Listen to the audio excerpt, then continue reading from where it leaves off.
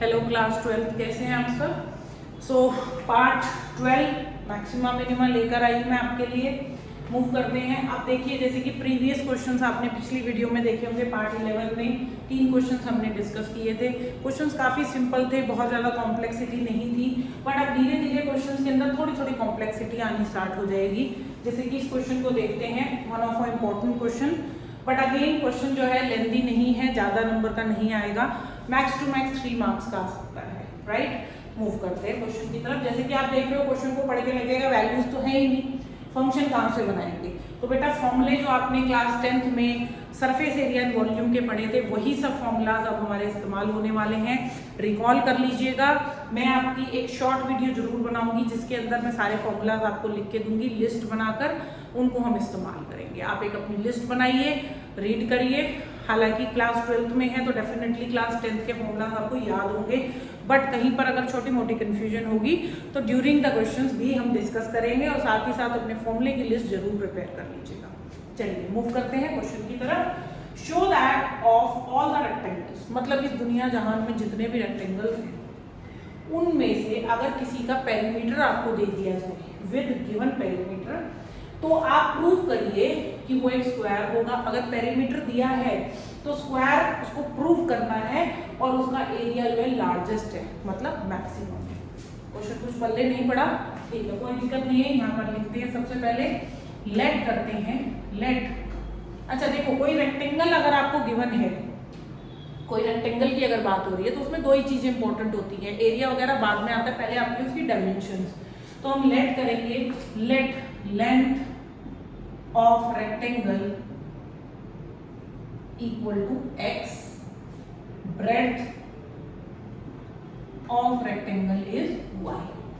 ठीक है, ये हमने लेट कर लिए। एक छोटा सा डायग्राम भी बना लेते हैं। यहाँ पर ये रफ डायग्राम बनाते हैं हम, ए बी सी डी। ये x हो गया, ये y हो गया। अब अगर इसका गिवन, सबसे पहले लिखते हैं गिवन क्या क्या है। बेटा हमें पेरीमीटर दिया हुआ, अब पेरीमीटर लिखा तो है गिवन, लेकिन कोई वैल्यू तो दे नहीं रखी है। तो क्या है इसका मतलब, हमें वैल्यूज एज्यूम करनी है कि p कांस्टेंट है।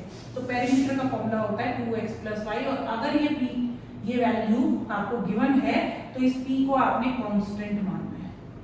इस चीज का खास ध्यान रखना है, क्योंकि डिफरेंशिएशन करते टाइम अगर हमने कांस्टेंट की जगह से वेरिएबल ले लिया या वेरिएबल था और कांस्टेंट मान लिया तो definitely question will be wrong. तो ये कांस्टेंट मानना है, और इसको मैं थोड़ा सा 2x + 2y भी लिख लेती हूँ। ठीक है, आप टू प्रूव लिखते हैं। टू प्रूव में एक तो हमें एरिया को मैक्सिमम करना है, एरिया होगा हमारा xy जो कि होगा मैक्सिमम, और साथ में एक चीज और प्रूव करनी है कि ये एक रेक्टेंगल नहीं है, स्क्वायर है। तो स्क्वायर प्रूव करने के लिए क्या होगा, लेंथ और ब्रेड्थ बराबर।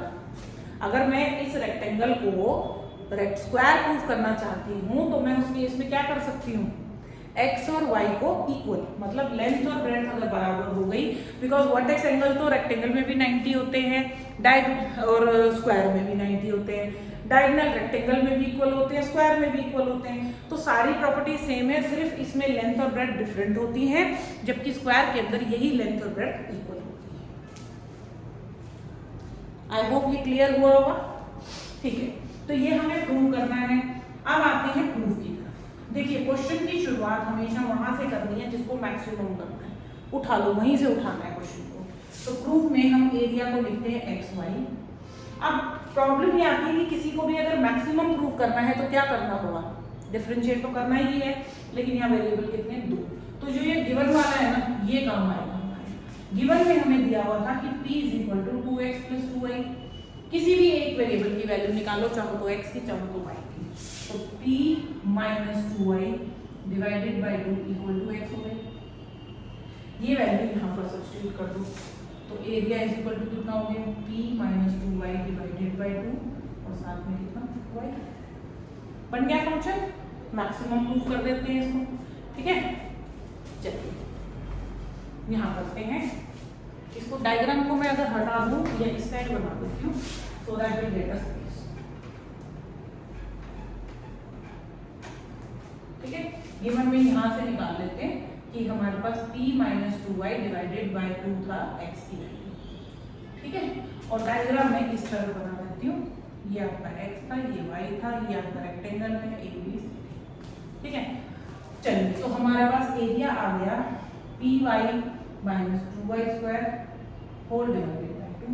तो डी ए किसके रिस्पेक्ट में चलेंगे, जिसको हमने रिप्लेस किया है, सॉरी जिसको हमने रिप्लेस करके हमारे पास वेरिएबल आया है, तो y की रिस्पेक्ट में चलना है। तो 1/2 को मैंने बाहर ले लिया जो कि कांस्टेंट था, p माइनस 4y, ठीक है। फिर वही 0 के बराबर रखिए, तो p minus 4y equal to 0, तो 4y is equal to p, y की वैल्यू p/4। p की टर्म्स में आंसर आ रहा है, कोई प्रॉब्लम नहीं है, बिकॉज p कांस्टेंट वैल्यू है जो कि हमें दी हुई नहीं है, मतलब दी हुई है बट एक न्यूमेरिकल फॉर्म में नहीं है। अब मेरे पास x की वैल्यू क्या थी, p minus 2y divided by 2, तो वैल्यू सब्स्टिट्यूट करिए, p minus 2 into p/4 divided by 2, ये हो गया p/2 डिवाइडेड बाई 2 मतलब कि p/4। तो x की वैल्यू भी p/4 आएगी और y की value p। Therefore x is equal to y is equal to p/4.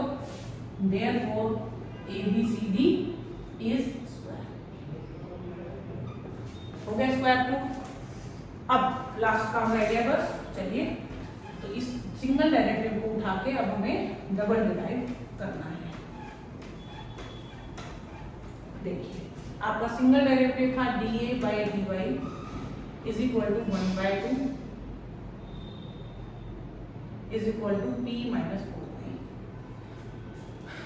Double derive करने के लिए d square a upon dy square is equal to 1/2, p का कितना 0, बिकॉज p कांस्टेंट था, ध्यान रखिएगा p कांस्टेंट था, तो ये हो गया -4, तो आंसर आया -2 which is less than 0। Therefore area is maximum at x is equal to, ठीक है, x is equal to y का मतलब प्रूव हो गया कि ये स्क्वायर भी है और एरिया क्या है, मैक्सिमम। आई होप आपको क्वेश्चन अच्छा भी लगा होगा और समझ में भी आया होगा। मैं क्वेरीज का वेट करूंगी in case of any query, कोई पर्टिकुलर टाइप का क्वेश्चन चाहते हैं। वैसे मैं कॉम्प्लेक्स टू कॉम्प्लेक्स क्वेश्चंस आपकी वीडियो में ही आपके साथ शेयर करने वाली हूँ, और इन क्वेश्चंस को करने के बाद आपको एनसीईआरटी के किसी भी क्वेश्चन में दिक्कत नहीं आएगी। So till then keep watching and keep practising. Bye.